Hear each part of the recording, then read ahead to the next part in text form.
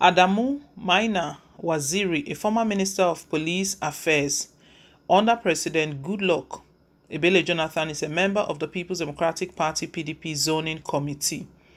Waziri in this interview says the decision of the committee to reject the party's zoning of the presidency to the south ahead of 2023 general elections was unanimous.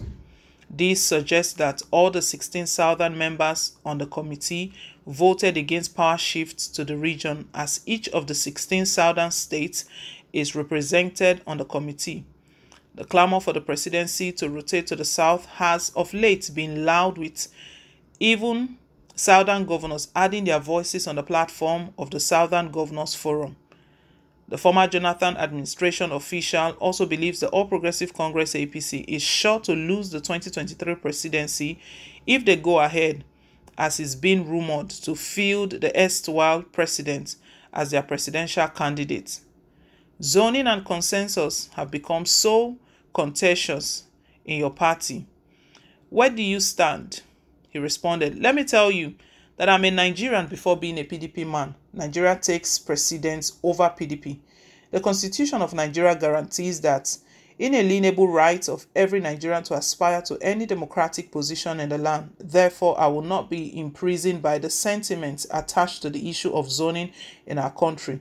Secondly, yes, the founding fathers, at the time the party was formed, decided to include zoning and rotation to enable the party field candidates that could win elections at all levels. The party didn't limit zoning and rotation to the office of president. Even local government chairman, if you go to many parts of the country, is rotated among the constituents of that council. So, it's a lawmaker and governor. Thirdly, every political party has the desire to win elections. No party is formed to be a perpetual electoral loser. That desire to attain power through democratic means dictates who and where the candidate comes from. If, for example, the office of the president is zoned, once the party takes a decision that this is the person who can win elections for us, the next thing is to look for a vice presidential candidate to make the ticket representative of Nigeria as far as political divide is concerned. Then the team will be elected by winning in 2 to 3rds of the entire country. That makes the entire country the constituency of the president. PDP does not provide that kind of comfort for people who want to be. That is why you have an APGA that is limited to Southeast, even limited more to Anambra. That is why we had AD that was limited strictly to the South and specifically to Yoruba-speaking area. Once these did not meet the national aspiration, they all fell by the wayside. Your ethnic group is not Nigeria, and it cannot elect the president alone.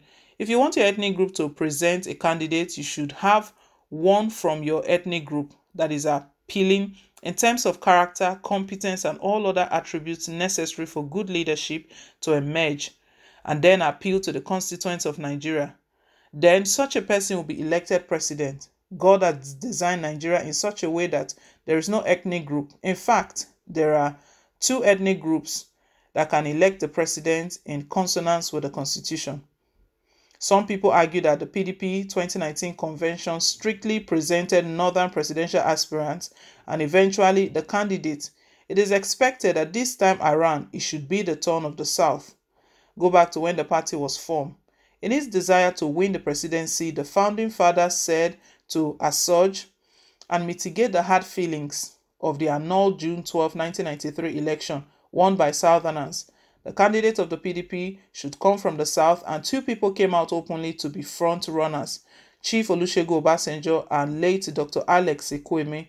Since then, the party has not zoned the post to any part of the country except in 2015, when through diabolical means, only one form was printed for the presidential candidate against common sense. And the PDP lost the election. In 2019, nobody zoned the presidency to the north. Nobody. There is nowhere it was zoned to the north. Governor Nyesom Wike of Rivers State said Atiku and co reneging on zoning agreements, claiming that the South wholeheartedly supported the North in 2019, but now, because he doesn't favor the North, they are saying no to zoning. Why changing the goalpost in the middle of the game? He responded, "Who put the goalpost in 2019? Who was the goalkeeper? Who was the penalty taker? Where was it made and when? Wike went to Castina. He didn't say he went to mother of Yaradua. He greeted her as a mother. He didn't go there as a query man wanting to be president of Nigeria. He went there as a governor of Rivers wanting to be president of Nigeria." When people talk, they should know that what they say becomes a historical issue and they will be measured against them in the course of their politicking. There are presidential aspirants that have not gone to Yobe. They don't even know if we exist, and they want the people of Yobe to vote for them because of the thinking that it must be zoned to my region. As of today, the South is made of Southeast, South, and Southwest, and there are aspirants forms all these places, including Southwest, that had the presidency for 8 years, including the South, that had presidency for 6 years. If those two micro zones have legitimate aspiration to the presidency, what stops other candidates from the other parts of the country like Northeast, North Central, and Northwest? You cannot be walking with balls in between your legs. You must be consistent. Changing the goalpost is also available among those agitators. We need to be clear. Is the South agitating for the presidency to the Southeast, which can be legitimate, but the same legitimacy must be applied to the North agitating for a presidential candidate from the Northeast for the same reason and self-logic. On Goodluck Jonathan's rumored defection, he said, "It is going to be a disaster for him to defect from our party that made him from nothing to the #1 citizen of this country. To many of us, it will be free for us to work against his emergence as president of Nigeria. One of the easiest ways for the PDP to win the 2023 presidential election is if Jonathan is fielded as the candidate of the APC. Many think it will be a free ride for APC with government support and machinery. Yes, he can win if he's fielded. Was it a free ride in 2015 with an incumbent governor in 2015? Why was it not a free ride then? President Buhari had no money. His nomination form was bought by ordinary Nigerians. His political platform was formed barely 14 months to the election and yet won the election. I want to repeat, the surest way of PDP coming to power in 2023 is for APC to field President Goodluck Jonathan as its presidential candidate.